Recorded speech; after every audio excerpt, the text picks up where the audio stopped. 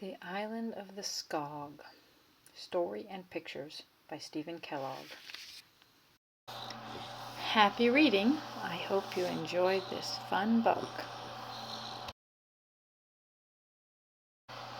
The Island of the Skog.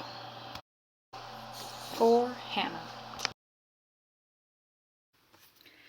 It was National Rodent Day, and Jenny decided to have a party. Hannah, Wooster, and Louise came. So did Bouncer and his buddies from the bowling alley. They all arrived, shaking after a narrow escape from the butcher's cat.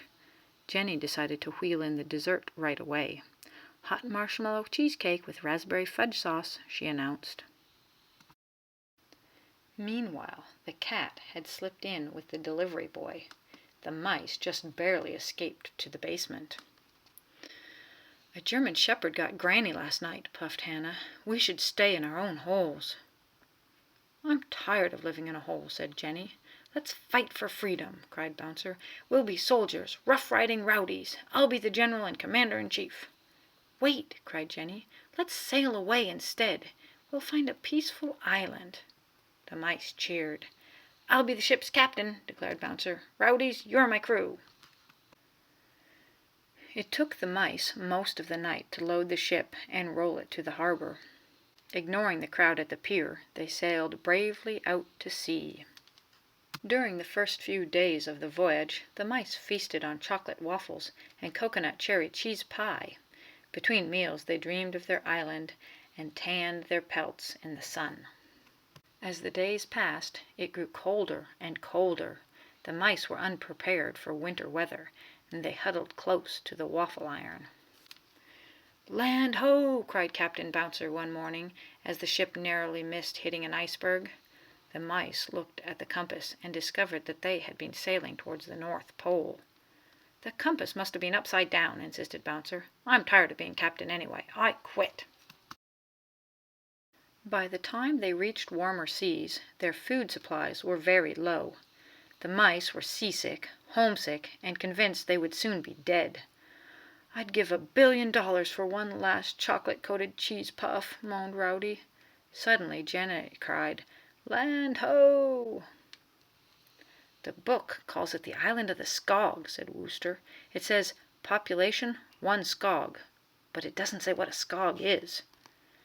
If there's only one, then there's plenty of room for all of us, said Louise. Why don't we bring it a gift so it will know we're friendly? Wait a minute, flubberhead, snapped Bouncer. Suppose this Skog is dangerous. Let's blaze our way to the island and show 'em we mean business. The rowdies fired all 12 cannonballs, and then the mice waded cautiously ashore. I claim this land, cried Bouncer, as a place where all mice can live without fear. We will build a great kingdom dedicated to the freedom of mice, and I will be the king. There were murmurs of surprise from the other mice.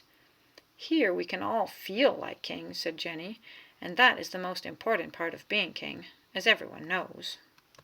After unloading their supplies, they somersaulted on the beach through the long, brilliant sunset.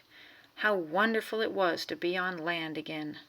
Finally, as the last rays of daylight faded, they climbed back aboard the ship to spend the night. At dawn, they discovered an enormous footprint in the sand. It looks like a bear track, said Hannah. Stand aside, tenderfeet, announced Bouncer. This is a job for rough-riding rowdies. We'll use my grandpap's favorite trick. First dig a deep hole, then cover it with straw and bait it with honey. Tonight the beast will smell the bait, stumble into the trap, and the island will be ours. By evening the trap was completed. The mice spent a sleepless night in a nearby hole.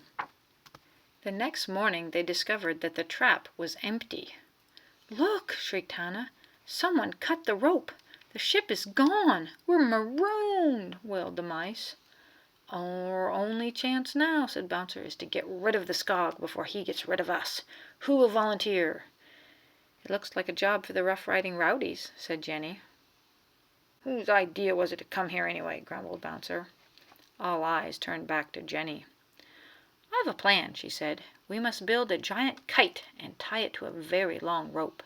We'll circle a honey jar with one end of the rope, and when the Skog steps into the circle, we will send the kite aloft. The Skog will be pulled into the air and towed out to sea.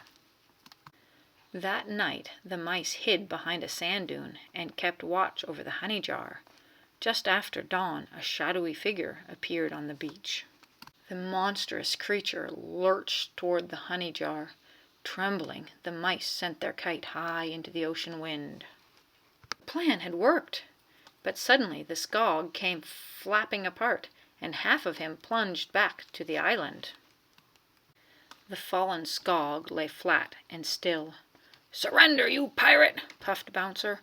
Suddenly a little animal appeared. "Don't hurt me!" he cried. "We won't hurt you," said Wooster. "We were afraid of you. Why did you wear this monster costume?" "Because I was afraid of you!" cried the Skog.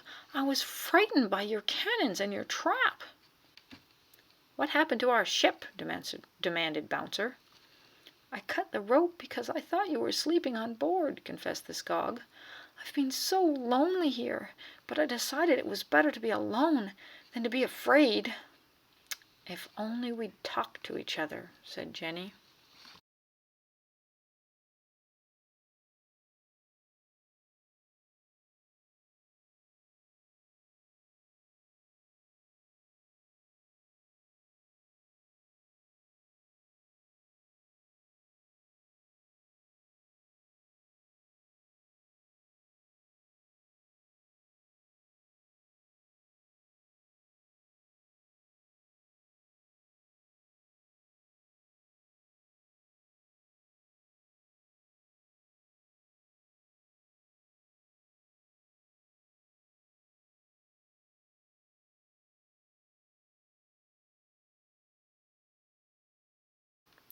Bouncer stepped forward and helped the Skog to his feet.